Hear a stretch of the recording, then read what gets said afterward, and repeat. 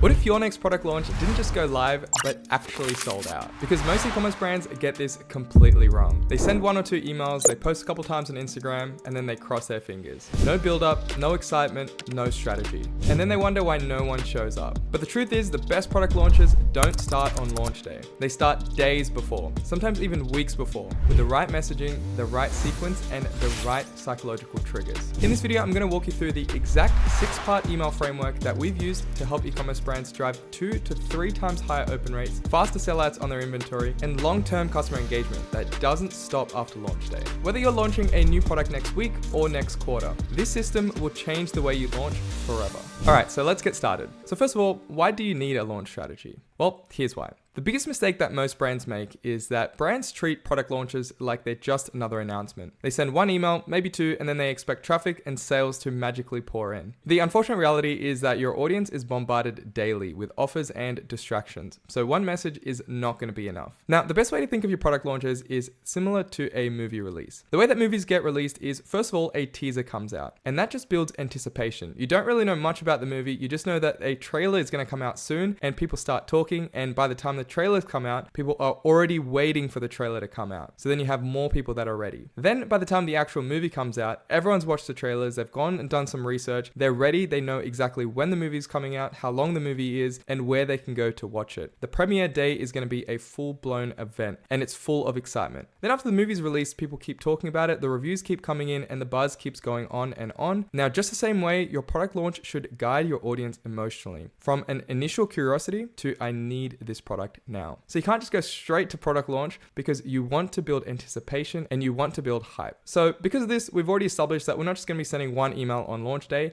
It's going to be a few emails that we send before and some emails that we send after as well. And now I'm going to quickly go through the psychology of this. Now, the main elements that we want to focus on is creating curiosity, commitment, and urgency and scarcity. So the curiosity comes from the teasers because the teasers are going to activate the brain's reward system, making people want to seek out more information. And then once someone opens or clicks a teaser or a sneak peek, they're more likely to follow through on launch day. And then spacing out your messages lets you layer urgency, social proof, and emotional triggers. So we basically need to utilize all 3 of these strategies to get to our sweet spot, which is going to be peak engagement on launch day. And the real world impact is that brands that use the 6 email framework often see 2 to 3 times higher open and click rate on launch day. They get faster sellouts of limited inventory, and they get more engaged buyers even after the launch, which is going to be perfect for collecting reviews, referrals, and repeat purchases. So with that being said, let's actually get into the exact strategy that we use. So let's start with email 1, which is going to be a teaser email. So the teaser email is going to be focused on sparking curiosity and anticipation without revealing too much. So our main goal is going to be to build hype and get your audience mentally prepared for launch day. Now, why this works is that the psychology here is that it taps into our information gap theory. The idea that when people are aware of something intriguing,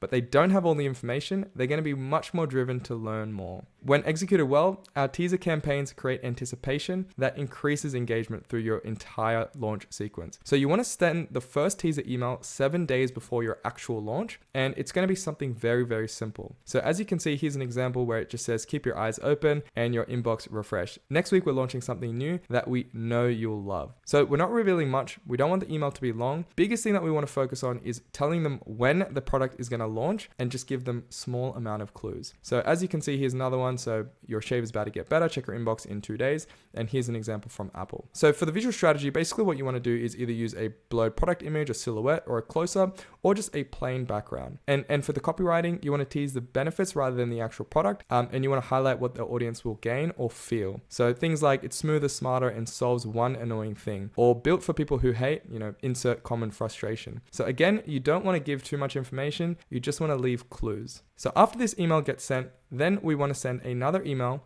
which is going to be 1 day before the actual launch. It's going to be a sneak peek email. So this email is meant to build momentum without spoiling the surprise. So we're still not giving away what the actual product is, but you're offering a subtle behind the scenes glimpse, not a reveal. So the objective here is going to be to deepen our curiosity, create anticipation, and let your audience know that the big day is almost here. So as you can see, here are some more examples of a sneak peek email. So this one here is a product image, but the image is completely blurred. And And here we've got a silhouette of a product and it just says the wait is almost over. And here again, we've got a blurred image of the product. So again, our main goal here is going to be to amplify the mystery that we introduced in the teaser. Now, you want to offer just enough information to keep the audience engaged without fully giving away what the product is. The goal is to get people to think, what could it be? I need to open tomorrow's email to find out. Now, you want to send this email at least 1 day before launch. You can even do it 2 days before launch, but keep it close to the launch date. Now, again, the biggest thing here that you want to reiterate is going to be tell them exactly when the launch is going to be. Tell them the exact time,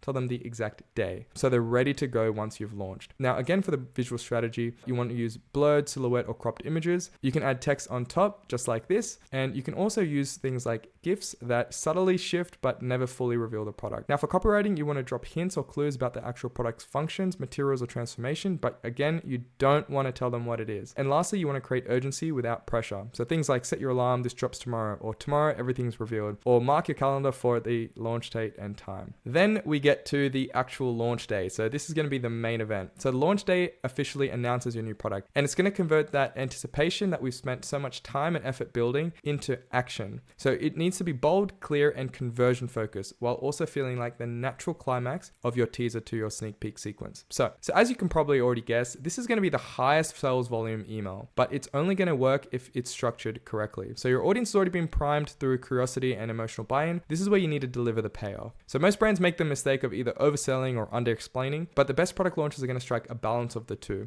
So they're going to be visually compelling, emotionally resonant, and tactically direct. So here are some examples. So as you can see, this is a product launch of a specific collection. So dark brown collection. This is going to be one for Casper. So say hello to the topper. In the email, you definitely want to focus on the features and benefits of the product. So as you can see here, they've added some. And then in this example, they've added some more features here below. In this example, they've also added some features here as well. Now, what you can also do, this is a little bonus point, is that you can add a offer to that launch email and say it's only valid for the next 24 or 48 hours. So on launch day, you can again make it a really big event. So you can say just for today only, on launch day, you get an offer. This one they've said $100 off. But again, you want to make sure you add that urgency and give them a limit of 24 or 48 hours to take you up on that offer. So in terms of the visual strategy, very straightforward. You need to have high quality product images and you want to highlight the key angles, materials, and use cases. And for your copywriting, you're going to want to focus on benefits, value, and transformation, not just the features. And you want to be really specific about what the product helps the customer achieve or experience. So examples here I've added are,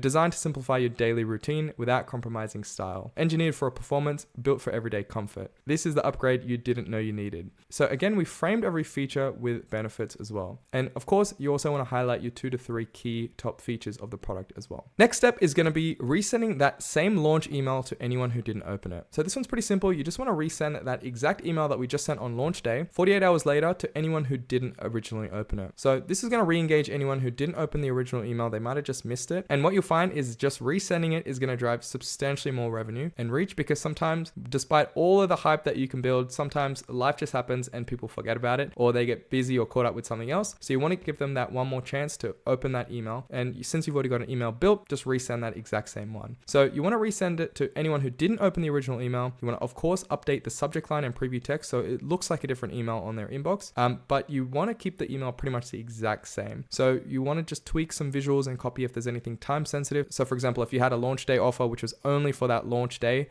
then you obviously want to remove that. But basically you want to keep the email looking the exact same. And you want to send this 48 hours after that launch date. Now, the next email that we want to send is going to be a educational email. Now, what we want to do is nurture anyone that's sitting on the fence. Now, why this matters is that there's going to be a ton of people who don't buy on launch day. And it's not because they're not interested, it's just because they could be missing some context. Now, the goal of this email is to give them the why behind the product. What makes it special, functional, or what makes it a must-have. Now, for that exact reason, adding education post-launch is proven to increase late stage conversions, especially when urgency or scarcity haven't really worked for these subscribers. Now, when you want to send it is going to be 3 days after the launch, and it needs to be an educational email. So as you can see in this one, it's, can you spot the difference? So this is a $100 product versus a $45 product, and it's going to walk you through the differences. This is an example of the features of this specific wok. So they say expertly crafted, fire it up, and all the features. And here is another example of a spray. And again, it's just going to be walking them through the exact features and and how the customer can benefit from them. Now, for the visual strategy, as you can tell, you want to focus on real world use cases. You want to include close-ups of the product features, packaging, or comparisons, and you can even add infographics or any illustrations or basically anything that can highlight how the product works. Now, for the copywriting, you want to focus on the product's top 3 to 4 benefits with supporting detail, and use a tone that's going to be helpful and confident, not salesy. Now, the last email that we want to do gets sent 7 to 10 days after the product launch, and it's going to focus on reviews. So you need to give yourself a little bit of time to actually collect some reviews. It doesn't need to be like 100, even 2 to 3 or 4 reviews would be perfect for an email like this. Now, why this matters is that by this point, if someone is opening all your emails about this product and they haven't pulled a trigger just yet, they're pretty much likely to fall into one of these 2 groups. One is that they're still unsure whether it's worth it, or the second one is that they're waiting for validation from other customers. Because you've pretty much already told them everything that you need to tell them about the product, but now what we want to do is tell them what other people are saying about the product, which adds a ton of social proof. So this email is going to remove doubt by showing real people that have purchased, used, and loved the product. And it also increases buyer confidence because it reduces the perceived risk of that purchase. So here's an example of an email that was a launch of a specific colorway for an oven. And as you can see, they've just added 2 reviews to this email. For this one, it says, "Have you heard the buzz? We just launched our 2 most requested flavors of all time." And then basically they've just got a link to someone reviewing that on Instagram. So as you can tell, you need to wait a little bit of time before you can get a review, but I don't think it should take that long to get 1 or 2 reviews. Now, when to send it, as mentioned, 7 to 10 days after launch, and you want to use screenshots, testimonials, or star ratings to highlight the real reviews. Now, you can add up to 5 reviews. You can cover different benefits or use cases, but even if you just have 1 or 2 reviews, I think it's totally fine. And again, you can pull them from any of your platforms. If you got an email, if someone left a review on the product page, if someone sent a message on Instagram, anywhere you can get the review, just pull it up and create an email from it. Now, in terms of the copywriting for this email, you want to let your customers do the talking. You want to keep your copy pretty minimal, and if required, you can include light framing around the core themes like quality, usability, and transformation. So yeah, that's pretty much it. That's the last email. Thank you guys so much for making it this far. I really do appreciate your time. Now, if you are a 7 or 8 figure ecom brand owner and you want someone to just handle this completely done for you, then book a call using that first link in the description below. Let's chat and we'll see how we can do the same for your brand. So yeah, thanks for watching, guys. I'll see you in the next video. Bye.